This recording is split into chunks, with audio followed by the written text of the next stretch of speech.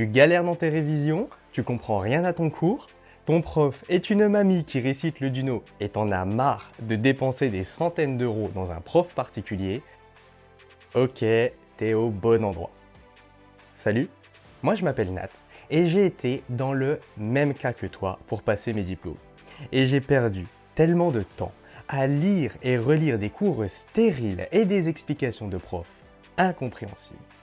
Alors maintenant que j'ai mes diplômes et que j'ai été comptable et chef comptable à manager une équipe et à leur apprendre le métier, j'ai décidé de tout plaquer pour monter la plateforme de formation qui va te faire comprendre tes cours et réussir tes examens.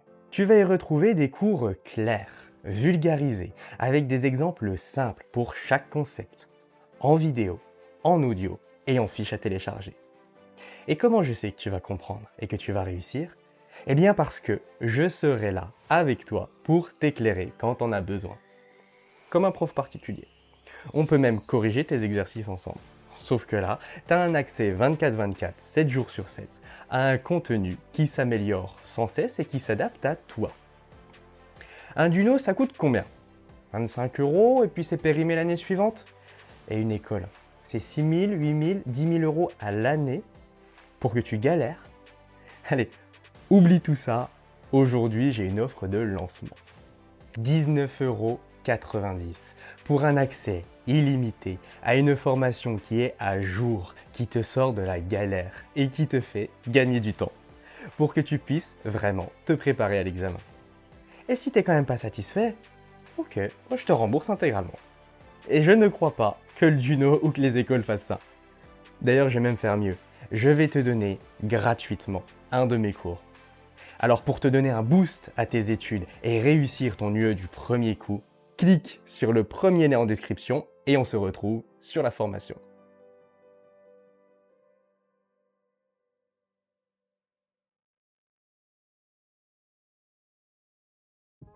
Chapitre 4.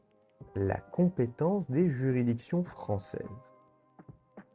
Dans le système français, on distingue deux ordres de juridictions, les juridictions administratives et les juridictions judiciaires. On commence avec les juridictions administratives. Elles s'occupent des litiges liés à l'administration publique et aux services publics. Ça inclut aussi des décisions gouvernementales, les contrats publics et puis même plein d'autres choses. Par exemple, si tu as un litige avec ta mairie, comme la mairie c'est une administration publique, tu te diriges vers les juridictions administratives. Les tribunaux compétents, c'est le Conseil d'État, les cours administratives d'appel, les tribunaux administratifs et même la Cour des comptes. Les juridictions judiciaires, elles s'occupent des affaires pénales et civiles entre les particuliers. Concernant le pénal, les tribunaux compétents sont le tribunal de police, le tribunal correctionnel ou encore la cour d'assises. Pour le civil, les tribunaux compétents, c'est le tribunal judiciaire ou bien le tribunal de commerce. Maintenant, on va s'intéresser à la compétence des juridictions civiles. Il y a le tribunal judiciaire d'abord. Lui, il est compétent pour plein de choses. Les affaires de famille, de propriété, de droit d'auteur, etc. Si ça touche les particuliers et que ce n'est pas du ressort d'une autre juridiction spécialisée, eh bien c'est le tribunal judiciaire qui s'en charge. Il y a le tribunal de proximité. Lui, il dépend du tribunal judiciaire. Il est dans une autre ville. Il est compétent pour les affaires civiles qui ne sont pas confiées au tribunal judiciaire ou à une autre juridiction spécialisée quand le montant des demandes est inférieur à 10 000 €. En clair, tu poursuis ton voisin en justice pour un préjudice de moins de 10 000 € et il n'y a pas de tribunal judiciaire dans ta ville. Et bien dans ce cas-là, tu vas au tribunal de proximité. Le conseil de prud'homme, lui, il est saisi pour résoudre un litige entre un salarié et un employeur. Quant au tribunal de commerce, il juge les litiges entre commerçants et artisans, mais aussi ceux portant sur les actes de commerce et les procédures collectives. Donc la procédure de sauvegarde, de redressement ou de liquidation judiciaire, on va voir ça dans un autre cours. En général, c'est le tribunal du lieu de résidence du défendeur, celui qui doit se défendre dans le procès pour dire qu'il est accusé à tort, par exemple, qui est compétent. Mais il y a des exceptions, notamment en matière de succession ou de biens immobiliers. On ne va pas rentrer dans le détail maintenant. Le principe du lieu de résidence du défendeur, c'est ce qui est le plus souvent appliqué. La saisine, c'est quand tu saisis le tribunal. Donc en clair, que tu vas le voir pour demander de juger ton affaire. Pour ça, tu dois mentionner dans ta demande la juridiction que tu veux, l'objet de la demande, le nom, le prénom, la profession, le domicile, la nationalité, la date, le lieu de naissance de chacun des demandeurs, personnes physiques. Un demandeur, c'est quelqu'un qui fait la demande, donc il demande l'intervention du tribunal. Donc on dit aussi qu'il saisit le tribunal. Donc dans notre exemple, ça va être toi. Et il va aussi falloir donner la forme, la dénomination, le siège social et l'organe qui représente légalement les demandeurs, personnes morales.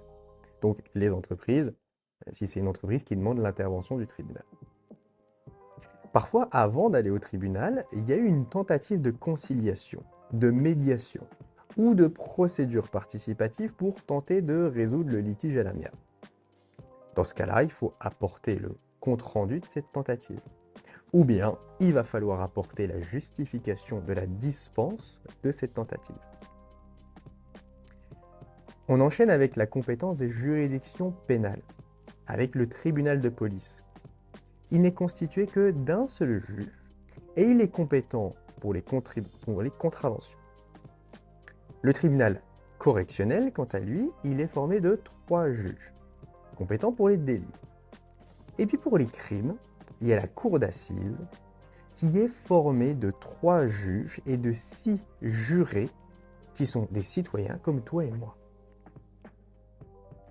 Pour ce qui est du tribunal, de la juridiction administrative, on a le tribunal administratif qui est compétent pour régler les contentieux administratifs. Les jugements sont rendus par 3 juges, sauf dans les procédures d'urgence ou des litiges mineurs. L'appel, il se fait devant la cour administrative d'appel et il n'a pas d'effet suspensif. Ça veut dire que les jugements du tribunal administratif sont exécutés même en cas d'appel. La cour administrative d'appel, elle va juger les décisions des tribunaux administratifs.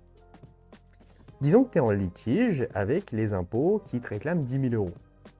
Le tribunal administratif, il va te condamner à payer. Toi, tu n'es pas d'accord, donc tu saisis la cour administrative d'appel. Eh bien, en attendant que l'affaire soit rejugée par la cour administrative d'appel, il va falloir que tu payes les 10 000 €.